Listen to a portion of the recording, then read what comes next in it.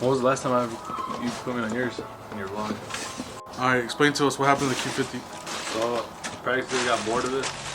It was too slow. I pretty much maxed out on it, and I didn't want to spend 10K on a turbo setup, so sold it and I got another BMW. The 435i N performance package with the N55 twin scroll turbo. Not a twin turbo, twin scroll turbo, which is a single turbo. I was supposed to record, you know, all the stuff that I added to this car, but I didn't. So I did full bolt-on, a tune, OTS maps, and yeah, that's pretty much it. Just put wheels, aesthetics like carbon pieces, black grille. Still haven't lowered it because I don't want to deal with the whole low problems, you know, static. But yeah, I ordered an intake, carbon intake. If you have a European called ECS tuning, pretty sure you guys know that. They have all the parts you need for your cars, for European ones, but their customer service sucks real bad. They ship you parts out and then they're missing parts. Like at first I was missing the heat shield. They sent me out the heat shield, but then they didn't send me the hardware which I need to install the heat shield. So after 3 months of purchasing the intake, I just put the basic intake on there without any of it. So it was heat soaking pretty bad. But you know, I wanted to hear that turbo spool, so I just put it on like that in the meantime. But yeah, after 3 months, you know, of emailing them and them responding back 2 weeks later, every single time they're missing something, I have all the pieces together. So that's what we're gonna do today, is install it. So yeah, I took it to the direct strip 3 days after I bought it, so I had nothing on it. And I had run flats on the stock wheels. My best time was 13.9, which is not bad for being stock. And the second time I went, that's when I got a full bolt-on tune. OTS map, it's not a custom tune, just like off the shelf. I did, my best time was 13.5, but with not so good tires. I got new wheels, but tires I got on them that came with them, they're used. Like they have probably right now like a month left on them. They're not good for drag stripping or anything like that. Hopefully I can get some new tires, better grip. Later on I'll buy some slicks, some 17s for the rears. Can't even launch off the line with 500 RPMs and just press on it, because if I do that, it'll just stay spinning. So that's the piece that was missing? The whole heat shield and the hardware, all the little pieces that go in here. Because this sits, it's supposed to sit in there like this. Hopefully better AITs. How much horses were you pushing stock till now? Stock to the crank was 300, so I'm assuming like 260 to the wheel. Then after the tune, based off of what I have, my mods, intercooler, charge pipes, turbo outlet, downpipe, and just a straight pipe exhaust. Probably like 360 to 370 to the wheels, so over 400 crank, and torque is like 440 torque like to the crank, so I'm assuming 400, 410 torque to the wheels. So that's why it spins a lot on the track, or when I try to do dig on boost, when I build the boost up.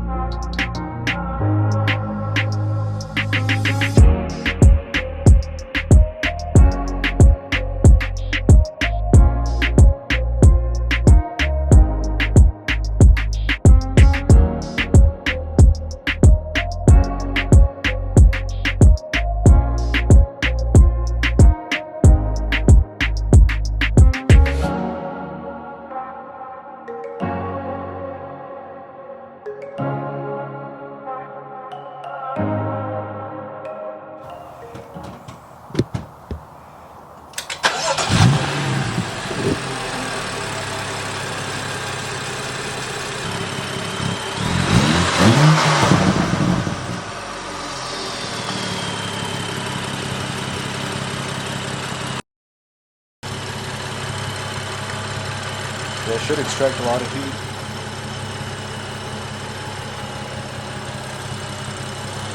Compared to the other, like just sitting open, and this will make the temps stay cooler. Because at idle, my temps are hitting like 130 on the AITs. Hopefully this box makes a difference. Well, that's when I'm idling, but when I'm driving, I think the lowest I've hit was like 70, 75 degrees. Hopefully it'll be cooler than that.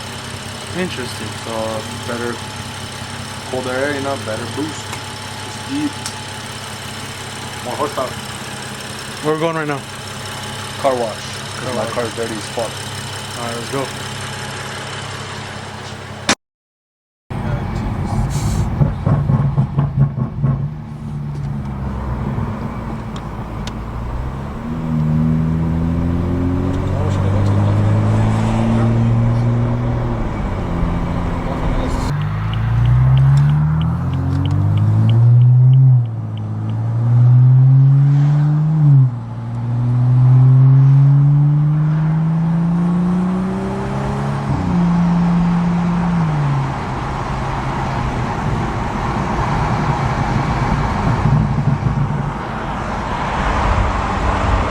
Yeah, it's definitely staying colder now.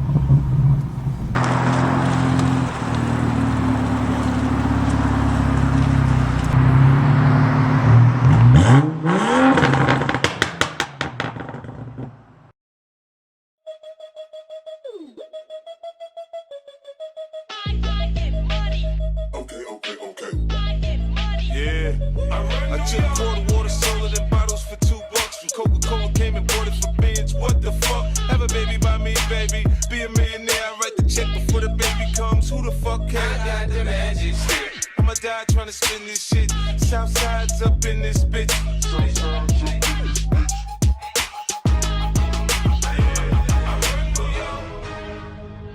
I get it.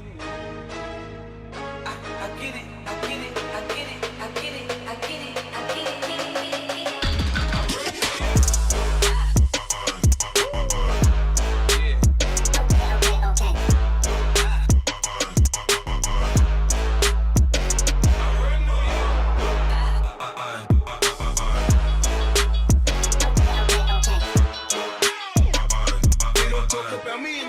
Cause I'm strapped. When I pull up out front, you see the Benz on dub. When I roll 20 deep, it's always drama in the club. Now that I roll with Trey, everybody show me love. When you sell like Eminem, you get plenty of groupie love. Look, homie, ain't nothing changed. Rolls down, G's up. I see exhibit in the cutting, man. Roll them trees up, up. Roll them trees up, roll them trees up. I see exhibit in the cutting, man. Roll them trees up.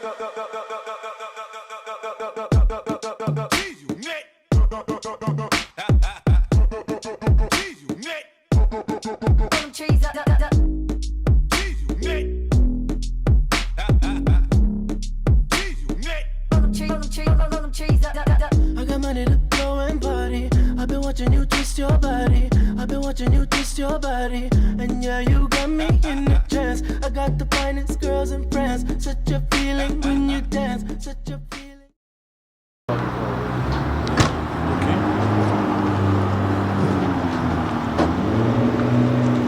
Just casually. No biggie.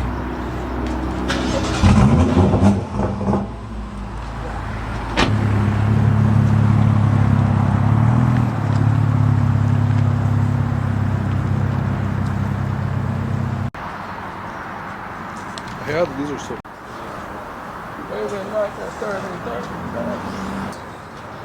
platform N55 code. No, because there's a whole bunch of cars like in BMWs that have either N54, N55, B58, stuff like that. S55. The N55 platform is the weakest of all. That's what they all say. It makes less power because it has one turbo, but I'd rather have more reliability than power. Mine's the second gen N55, so they fixed a lot of issues from the first engine. I recommend first thing to do is do a lot of maintenance, preventative maintenances. So like make sure your oil is up to date, all your coolant. The other oils like, you know, brake lines, transmission, differential, just to avoid breaking shit and then having to spend more on it. N55 specifically, I mean I changed my spark plugs because I tuned it obviously, but they recommend 40,000 miles OEMs. But I did a one-step colder in GK's stage 2 tune. And I have to gap them specifically to 0.022. Also, there's different companies that sell the crank guards that go behind the crank for the serpentine belt. Sometimes what will happen is that the oil housing is on top of the engine instead of, you know, at the bottom like regular cars. Those start leaking. When it leaks onto the serpentine belt, they'll slip. And when they slip, they can eat. There's like a small little gap, like an eighth of a gap that's in between the crank case and like the front, like where the pulley's at. If somehow by any chance it falls in there, it's gonna suck it all in pieces, and it's gonna be on your manifold, the upper manifold, like everything, freaking pistons, valves. We'll pretty much just destroy the whole engine just from probably what, $60 serpentine belt. That's one of the things that I would recommend. It's rare that it happens, and there's cases where it has happened, and I don't want to be that one. I don't want to be that destroys a $3,000 engine for, you know, $60 maintenance. ECS tuning, just be aware that they might mess up your order, or it might take months for you to get it, and they still might mess it up. If I would have known what I know now after doing research, I would have just saved up my money and go big, like just, you know, upgrade the turbo and everything at once. Because yeah, it's quicker with the tune and all that stuff. You can do E-blend if you want, but you're gonna max out with the stock turbo like at 450 max horsepower, and you're just gonna not be able to go faster. I would say just save up, get a turbo, pure stage 2 turbo, or, you know, a big turbo kit. That's about it. That's what I would already do. But also, I hate having a car that looks completely stock because it's just not my style. You look like a kid too, bro. He was young as fuck. You're a young guy with the McLaren. Must be nice. He goes like a 7.